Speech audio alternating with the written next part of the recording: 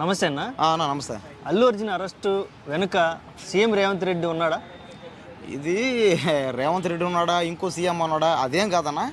ముందు నేను చెప్తా, క్లారిటీ విను. అల్లు అర్జున్ వెనక సీఎం రేవంత్ రెడ్డి ఎవరైతే లేరు.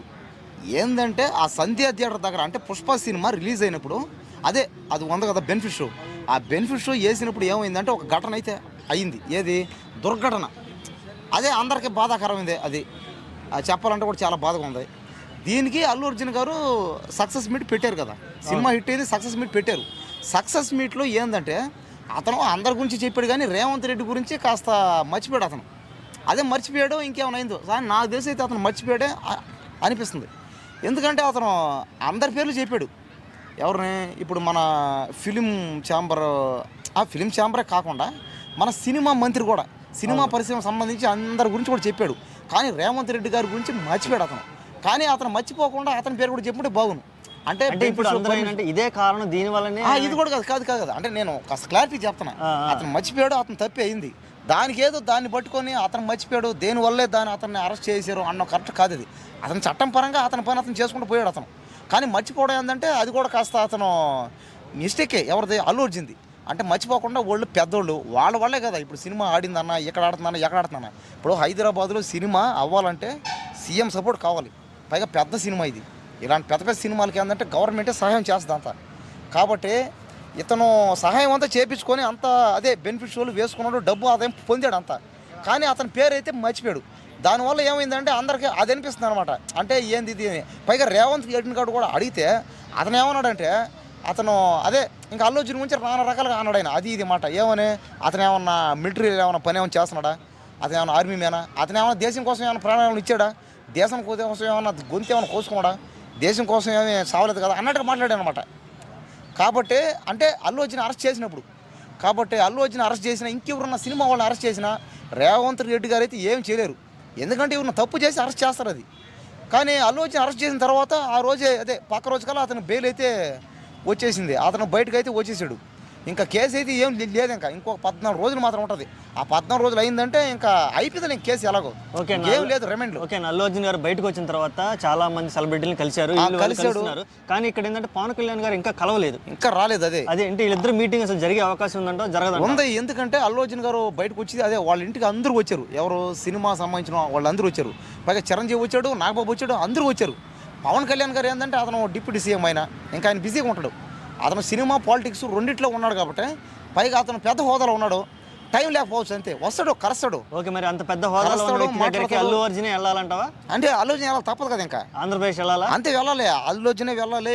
ఆయన దగ్గరికి వెళ్ళాలి, మాట్లాడాలి, సమస్య చెప్పాలి. లేదంటే ఆయనే వచ్చే మాట్లాడతాడు. కానీ అతను ఏంటంటే ఆయన బిజీలో ఉన్నాడు.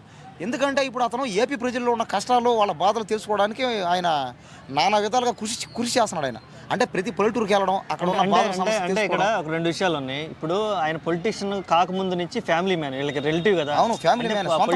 పొలిటీషియన్ లా కాకుండా ఫ్యామిలీ మ్యాన్ గా కలవచ్చు కదా. అంటే ఫ్యామిలీ మ్యాన్ కలవాలని ఉంది ఆయనకి, కానీ అతను టైం లేదు, అంతే. ఏం లేదు. ఎందుకంటే అతను సినిమాలో ఏం లేడు కదా ఇప్పుడు.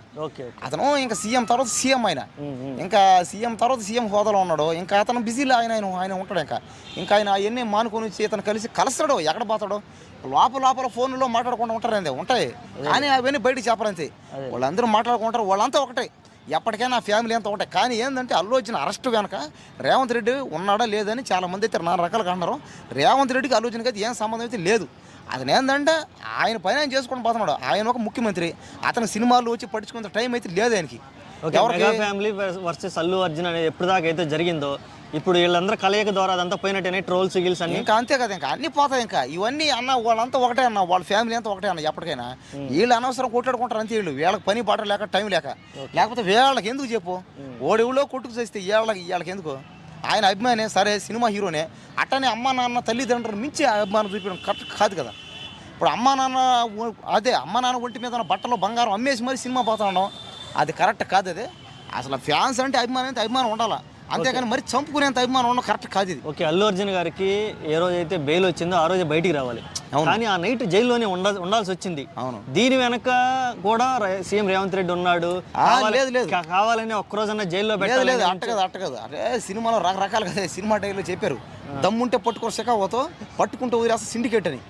అది రియాలిటీలో వర్కౌట్ కాలేదని టీవీ ఛానల్ కూడా చెప్పారు బాగా. ఇదంతా అది కరెక్ట్ కాదు ఇది. ఎందుకంటే అతను అరెస్ట్ చేశారు. అరెస్ట్ చేసిన తర్వాత బెయిల్ వచ్చింది ఎప్పుడు అర్ధరాత్రి.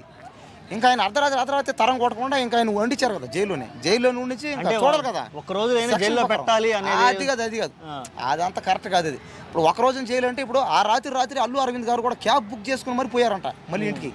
కాబట్టి అల్లు అర్జున్కి క్యాబ్ బుక్ చేసుకోకుండా రాదు అని చెప్పండి. అతనే వెళ్తాడు కానీ ఏంటంటే టైం లేదు అంతే. టైం లేదు. పైగా అతను బెయిల్ అయితే రాలా. ఆయనకి బెయిల్ వచ్చింది 1 డే అయింది అర్ధరాత్రి అనమాట. ఇంకా అది బెయిల్ రావాలి, అది సెక్షన్ ప్రకారం మొత్తం చూడాలి, కేసు మొత్తం చూసుకోవాలి ఏంటి అనేది. పైగా ఆయన ఒక హీరో, పైగా ఆయన కోసం అభిమానులు చాలా మంది వస్తారు. ఇంతకుముందు గతంలో కూడా జగన్ గారిని అరెస్ట్ చేసినప్పుడు కూడా అభిమానుల కోసం జగన్ని అర్ధరాత్రి పూట రిలీజ్ చేసింది అనమాట. అంటే అభిమానులు జనాలు విపరీతం ఫాలోయింగ్ అతనికి జగన్కి ఎప్పుడు ముఖ్యమంత్రి కాక ముందు కూడా. అప్పుడు ఆ టైంలో కూడా జగన్ గారిని అర్ధరాత్రి పూట 1 గంట 2, 3 ఆ టైంలో రిలీజ్ చేశారు. ఎందుకు జనాలు అభిమానులు మళ్ళీ తోపులాట అవుతుంది. కాబట్టి ఇదే ఇక్కడ కూడా అయిందని అనుకోవచ్చుగా. ఏముంది అంతే కదా.